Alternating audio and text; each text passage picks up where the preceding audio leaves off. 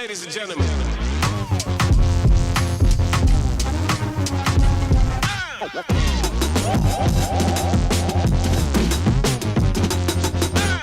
Hey, it's Mike again.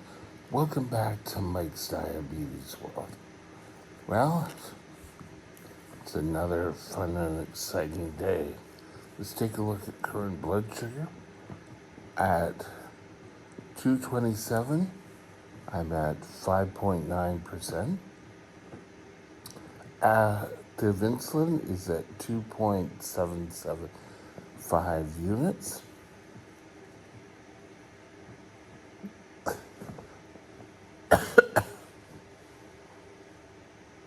Just 1 second. And all day I've been pretty well within range. I had a little bit of dip just before lunch, but now we're A-okay. Today, I know, I want to discuss obesity and type 1 diabetes. So, I know I'm the one to talk to you about this, but I'm the one who lives it. So stay tuned. We'll be right back. Da, da, da, da, da, da, da,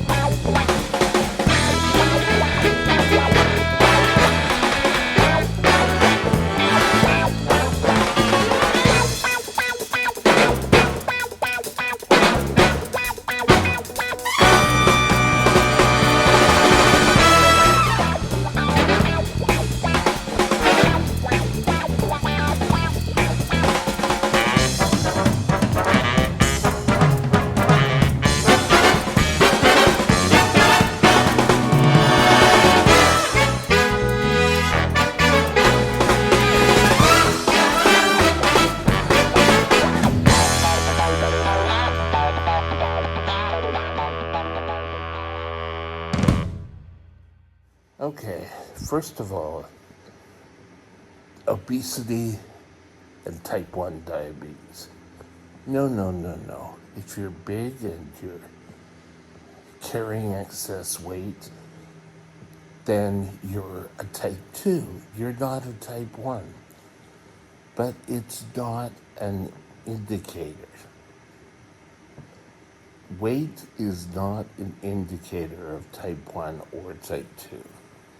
Now, years before I was diagnosed, pretty much my whole elementary school life, I was fat. Let's say what it is, fat.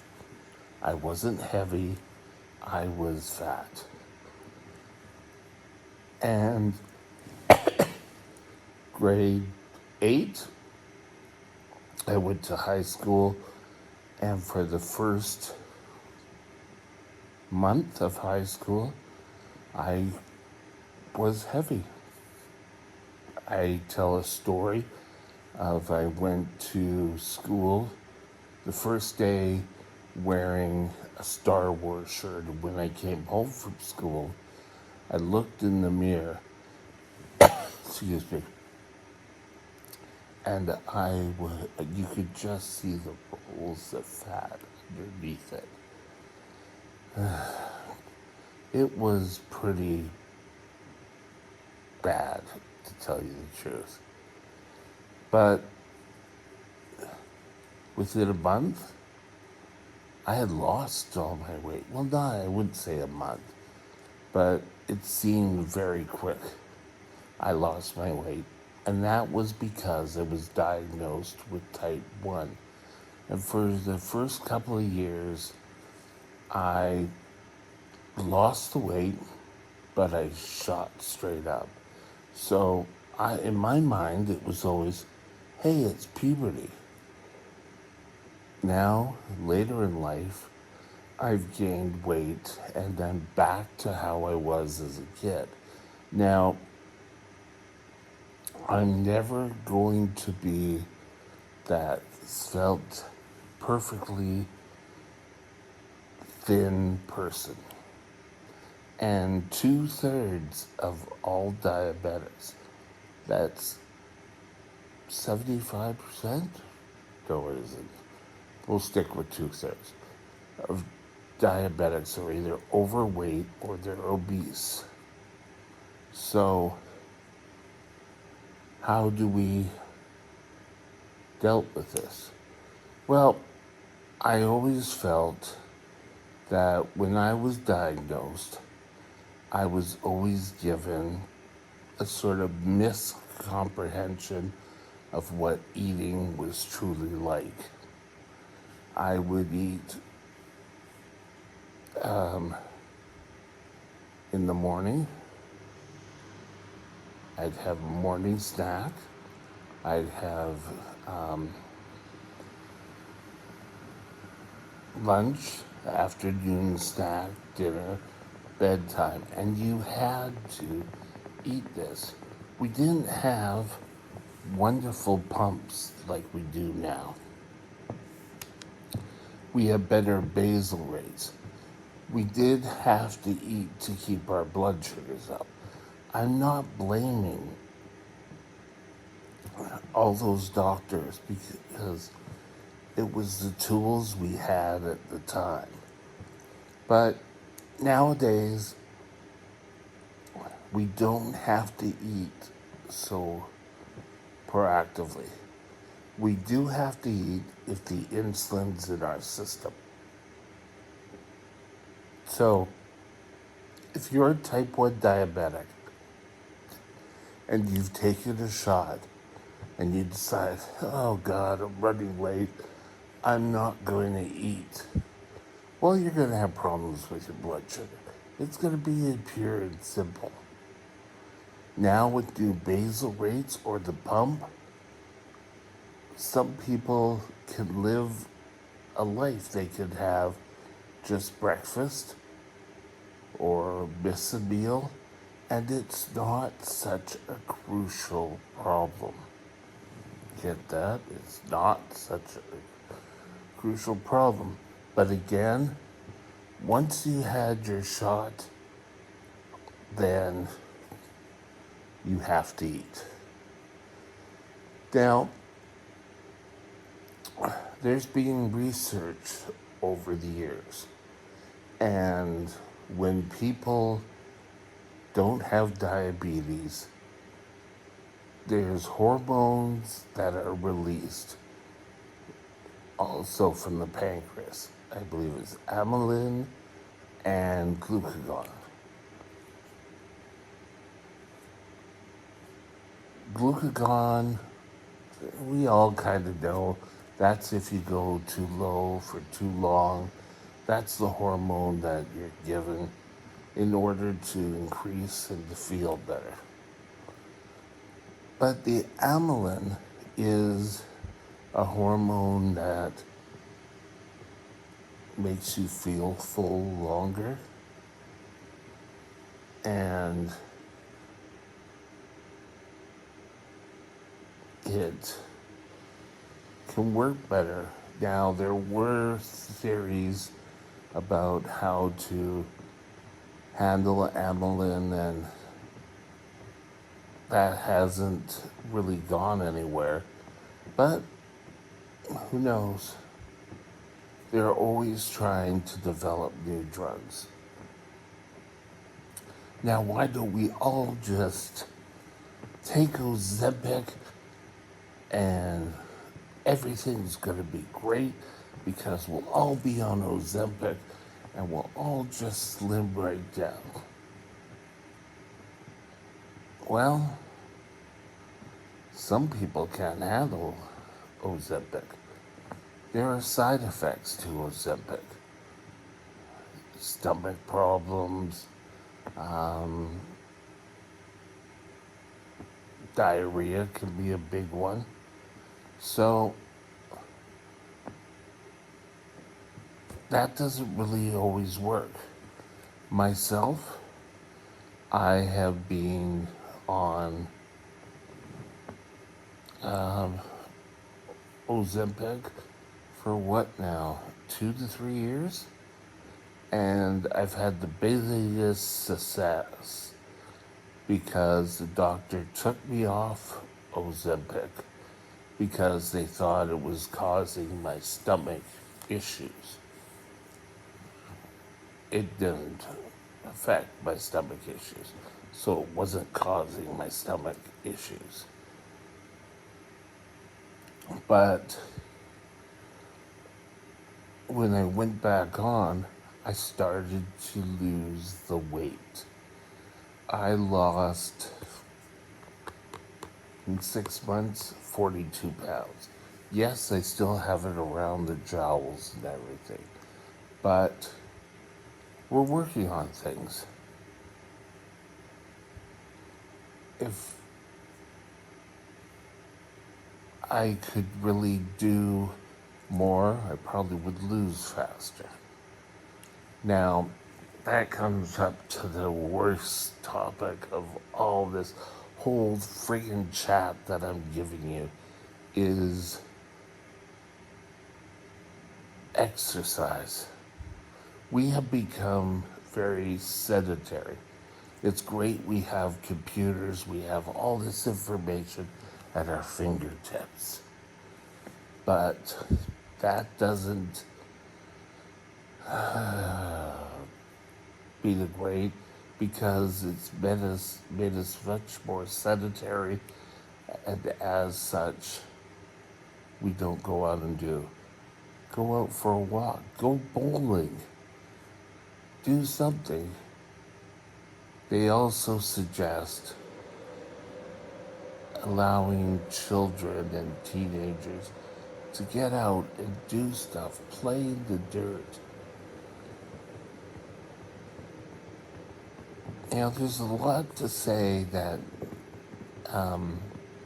building an immunity to things allow us to be stronger. Now, Dr. Pettis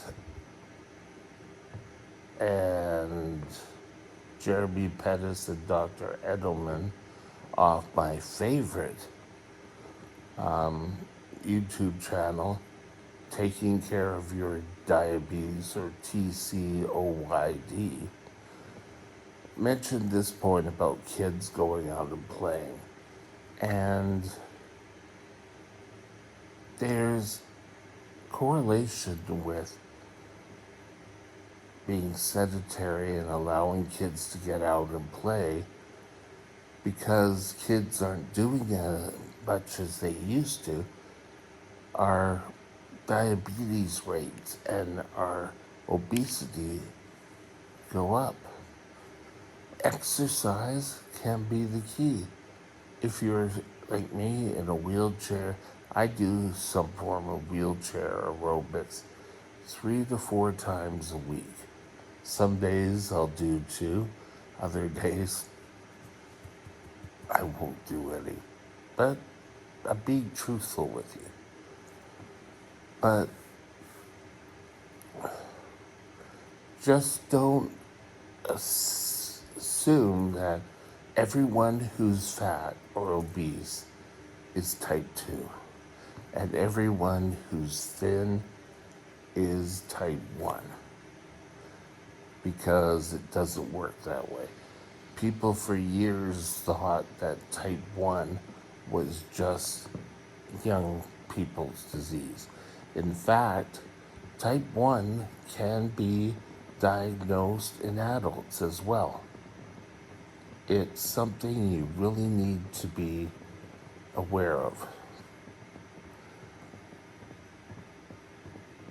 So what have we really sort of discussed in this video? First of all, eating. With insulin pumps or even shots, we have better basal rates, better bolusing options. Now, remember, if you have given the insulin, you have to eat. You have no choice, or you're going to end up with low blood sugar. Pure and simple. Sorry to break it to you. But with the pump, if I decide I don't want to eat, my blood sugar will pretty well stay stable. I personally get into a little bit of problem if I don't breakfast, lunch, dinner, and then I have a snack. By the time I have that evening snack, my blood sugars go, and you end up eating. Now, that's something we didn't really talk about. When you have a low, you're stuck eating. Now, there was always people saying, oh, too much insulin in your system. Well, that could partially be true, but if you keep going low, you're going to keep having to eat. And that can cause your blood sugars to raise.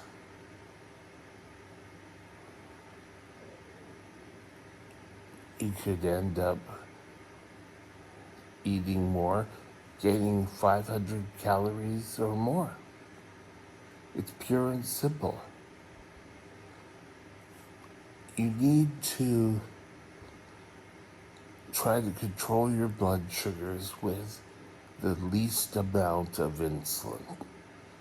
Now, there could be an option that if your blood sugars are higher, instead of taking a shot, go out and exercise. Go jog, go dancing, go and do something, go for a long walk. Help to bring down your blood sugar naturally. More insulin, the more chances are that your body's going to retain fat. There's also a thought that if you inject the insulin into fatty tissue, your body's going to hold on to it more, and thus you're going to have more weight. I know, amazing. I think a lot of this information I'm giving you back from from the TCOYD group, and they offered a lot more information. And if you want more in depth, I suggest you go and talk to them. They're two endocrinologists, and they will give you the best. I'm fighting obesity every single day. I know, and hopefully one day I'll be able to get up and get moving again, but we'll see.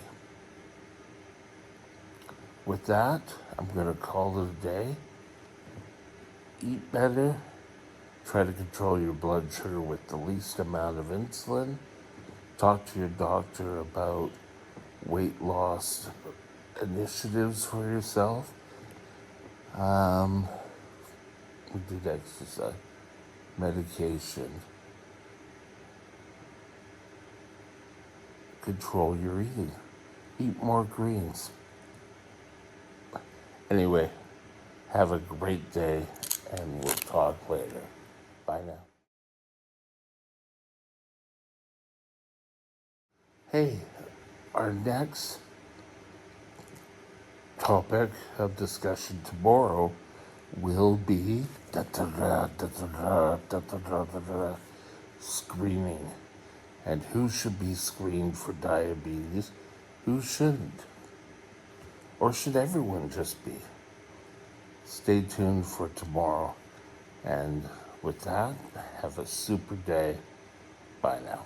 My email address is mikesdiabetesworld@gmail.com. All one line. Drop me